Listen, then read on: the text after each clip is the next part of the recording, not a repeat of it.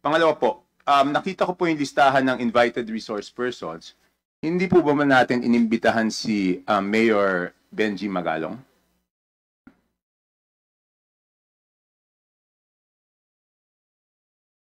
Not for this hearing, Your Honor. Pero iimbitahan po ba siya sa susunod na pagdinig?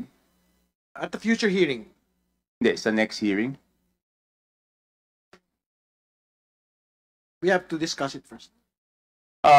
Because nandito po kanina si Congressman Abante, siya po yung nagsabi na wag naman akusahan yung House at pangalanan kung sino yung tinutukoy.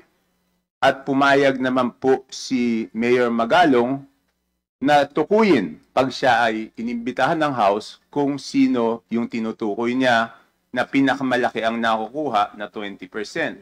So ang tanong ko po, bakit pa po hindi imbitahan kaagad ng committee para malaman na po natin kung sino yung tinutukoy niya, Mr. Chair?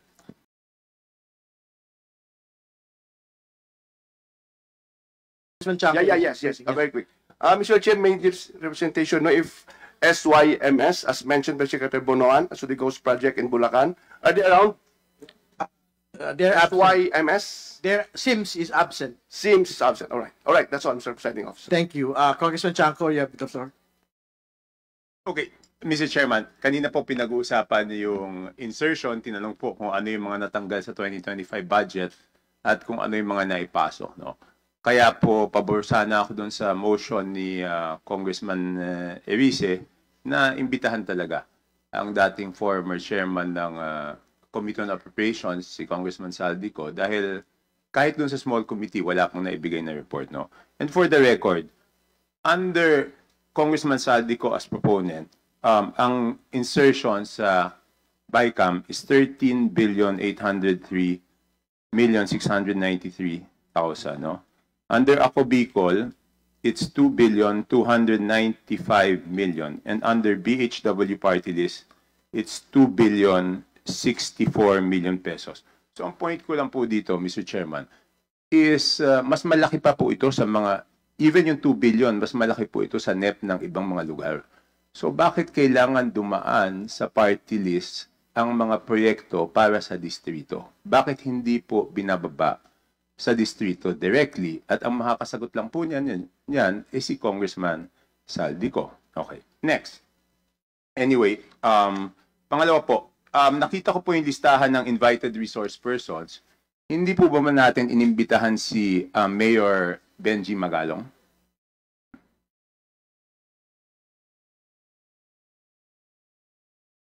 Not for this hearing, Your Honor. Pero iimbitahan po ba siya sa susunod na pagdinig? At the future hearing. Hindi, sa next hearing? We have to discuss it first.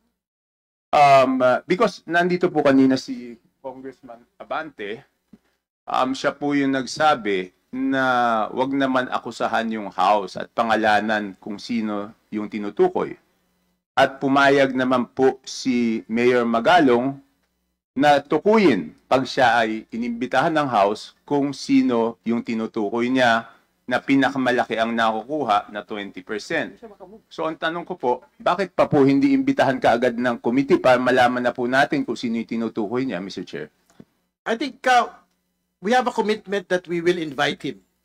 But the commitment is not on the next hearing. Kasi marami po tayong pag-usapan. In fact, gusto natin isa-isahin yung mga SIMS construction, hindi yung nagpakita.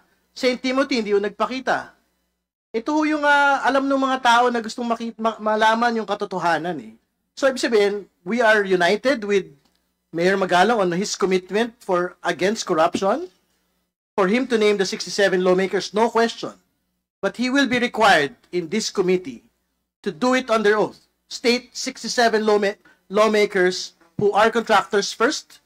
Second, lawmakers who are allegedly receiving 30 to 40% kickback. That will come in due time. That is the commitment of this committee. Hindi, kasi sa sinasabi niya, ang pinakamalaking nakukuha ay yung Committee on Appropriations. So hindi pa ba mas mabuting i-address na po natin? Kasi nandiyan po, Si Congressman Abante, nadinig ko po yung interview nyo. Sabi nyo po, dapat pangalanan po ni Mayor Magalong. So ayaw nyo bang mag-present ng motion na imbitahan na siya kaagad para pangalanan na rin po niya? At sinabi naman po niya na willing naman po siyang imbitahan. Congressman Abante, you're being asked. Should I make the motion now? Better, Mr. Chair, to show na talagang seryoso tayong imbitahan siya. Palagay ko. I just have one. Mr. Chair. Before speaking, I have one question lang po to Congressman Chanco. Is this part of your interpellation or what is this? Okay. All right. It's part of my 5 minutes, Mr. Okay. Chair. All right. And after this, I will have no further questions because this will be my basis of seeing if talagang may pupuntahan tong committee na to o wala. Kung ayaw natin imbitahan si Mayor Magalong sa agarang panahon, medyo magkakaproblema tayo sa credibility niyan. But I think we have to state for the record as well that in many public forums, Mayor Magalong has labeled the committee as merely a Moro-Moro committee. So I think the public should look at that as well. Yes, Mr. Chair, pero sinabi niya, kahit tinawag niyang Moro-Moro, sinabi naman niya na willing siya magpumarap, di ba? Di tingnan natin kung haharap siya pag inimbitahan natin. I think... Mr. Chair, point of order. Yes, please. I think we should be sensitive regarding the word moro-moro. May we delete the words because I think it was Kong Zia, who is a Muslim. It was, I think, an affront to the Muslim community. Yes, I understand it, but that was the exact statement of Mayor Magalong, labeling the committee as Moro-Moro. We will not remove it from the record, but because that is what he had labeled the committee. Mr. Chair, just coming it from the members of the committee and saying that it is moro-moro, I think it's quite personal on the part of the members of the committee. But anyway, I will abide by the decision of this committee. Thank you, Mr. Chair. Thank you, Congressman Santos. Again, would you want to respond to Mr. Chair, Congressman Chanco, please? there's no problem in making a motion, but as you made a promise to me, Mr. Chair, that one day Mayor Magalong will be invited, why don't we just finish the hearing right now? We still have a lot of contractors that are waiting to be investigated, to be interpolated. So why don't we wait? Why don't we finish this first before anything else? Bakit natin ginugulo itong hearing na ito samantalang marami naman naghihintay dyan ng mga contractors na very much willing to be interpolated? All right. Thank you for your response. Congressman Chanco, please. No further questions. Thank you, Congressman Chanco. Next to interpolate is Chairman Joel Chua.